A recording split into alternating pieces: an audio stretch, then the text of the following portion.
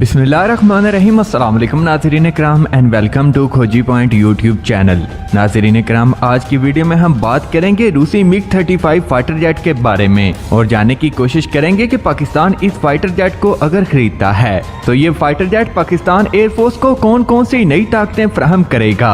आज की वीडियो में हम इस फाइटर जेट के बारे में तफसील के साथ बात करेंगे और इस फाइटर जेट की तमाम खूबियों को जानने की कोशिश करेंगे कि इस फाइटर जेट में ऐसी कौन सी खसूसियात हैं जिसकी वजह से ये अपने मुकाबले के फाइटर जेट यानी कि राफेल, यूरोफाइटर टाइफून और अमेरिकन F-18 और F-16 से ज्यादा ताकतवर है। और क्या ये फाइटर जेट इन तैयारों को हरा सकता है या फिर नहीं। दोस्तों, वीडियो के मजीद तफसीलात में जाने से कबल आप दोस्तों से गुजारिश है कि हमारी इस वीडियो को आखिर तक जरूर देखिएगा ताकि आपको सही और जामे मालूमात का इल्म हो सके। दोस्तों, आप बिना देर किए वीडियो को आगाज करते हैं और जानते हैं MiG-35 के बारे में। दोस्तों, MiG-35 को फाल्क्रम F के नाम से जाना जाता है, जिसमें जदीद सिस्टम और नया थ्रस्ट जनरेट करने वाला इंजन इस्तेमाल किया गया है। इसके अलावा जदीद ऐसा रडार, मॉडर्न एवियोनिक्स और पावरफुल इंजन इस्तेमाल करने के बाद ये त्यारा पुराने इंजन के मुकाबले में बहुत ज्यादा ताकतवर बनाया जा चुका है। अगर बात करें इस फाइटर जेट के नए एवियोनिक्स और वेपन सिस्टम की,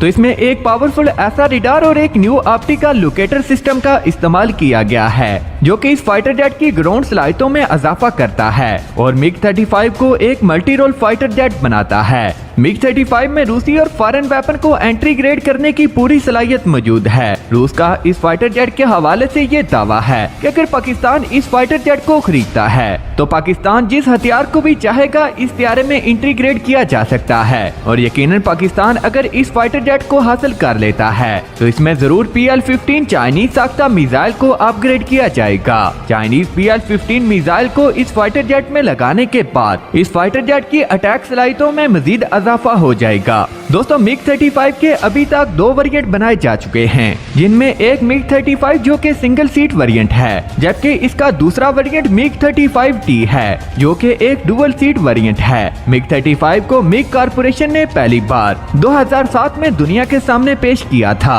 और MiG-35 बेसिकली MiG-29 OVT का ही एक एक्सपोर्ट वेरिएंट है। MiG-35 को लेकर रूस का ये दावा है कि रूस ने अपने इस फाइटर जेट को एक्सपोर्ट करने के लिए डिजाइन और डेवलप किया है और रूस अपने इस फाइटर जेट को बड़ी तादाद में दूसरे ममालिक को बेचना चाहता है। दोस्तों, रूस का ये फाइटर जेट फ्रांस के राफेल और यूरोफाइटर टाइफून के अलावा अमेरिका के F-16 को भी पीछे छोड़ देगा। दोस्तों, आप बात करते हैं इस फाइटर जेट में इस्तेमाल हो रहे रडार और सेंसर्स के बारे में। दोस्तों, MiG कॉर्पोरेशन का दावा है कि रूस का ये पहला फाइटर जेट है जिसमें advance active electronically scan array radar यानी कि ऐसा रडार का इस्तेमाल किया गया है। दोस्तों, रशिया का ये दावा है कि ये फाइटर जेट 160 किलोमीटर दूर ही किसी भी फाइटर जेट या ड्रोन को डिटेक्ट करके निशाना लगा सकता है, जबकि 300 किलोमीटर के सरफेस टारगेट को ट्रैक कर सकता है। इसके अलावा इसका ऑप्टिकल सिस्टम MiG-35 को टारगेट तलाश करने और मिसाइल को लॉन्च करने में भी मदद फराहम करता है। ऐसा रडार के अलावा इस फाइटर जेट में अम्यूनेशन का इस्तेमाल नहीं किया गया,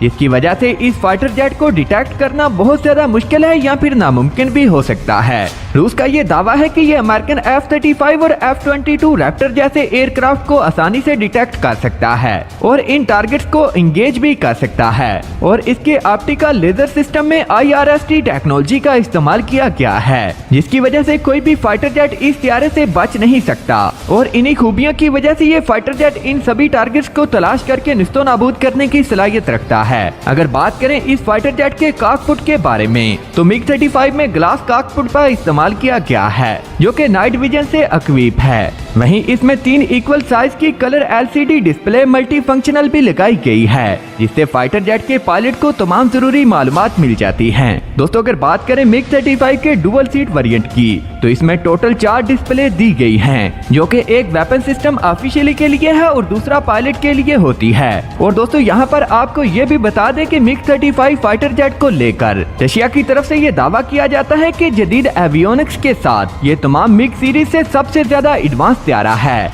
और अभी तक मिग कारपोरेशन की जानब से जितने भी हथियार बनाए गए उनमें सबसे ज्यादा एडवांस और अपग्रेड्स इसी फाइटर जेट में की गई हैं। दोस्तों अब बात करते हैं इस हथियार की बुनियादी खसूसियात के बारे में। इस फाइटर जेट की लेंथ तकरीबन 17.3 मीटर, वहीं इसका विंग एरिया तकरीबन 12 मीटर है। इस हथियार की ऊंचाई तकरीबन 4.73 मीटर है। अगर बात करें इस फाइटर जेट के वेट कैरी करने की सलाहियत के बारे में तो इसका एम्प्टी वेट 11,000 किलोग्राम है, जबकि इसका maximum take off weight 24,500 kilogram है। अगर बात करें इस हथियार में लगे इंजन की तो इसमें एक ताकतवर RD-33 Mk8 after burning turbofan engine का इस्तेमाल किया गया है, जिनमें से हर एक इंजन का ड्राइव थ्रस्ट 53 किलो न्यूटन है, जबकि after burn thrust 88 kilo Newton है। इसकी मैक्सिमम स्पीड 2400 किलोमीटर फी घंटा है। इसकी रेंज तकरीबन 2400 किलोमीटर है। अगर बात करें इस फाइटर जेट की कॉम्बैट रेंज की तो 1000 किलोमीटर इसकी कॉम्बैट रेंज है। ये फाइटर जेट 51,000 फीट की बुलंदी पर प्रवास करने की सलाहियत रखता है।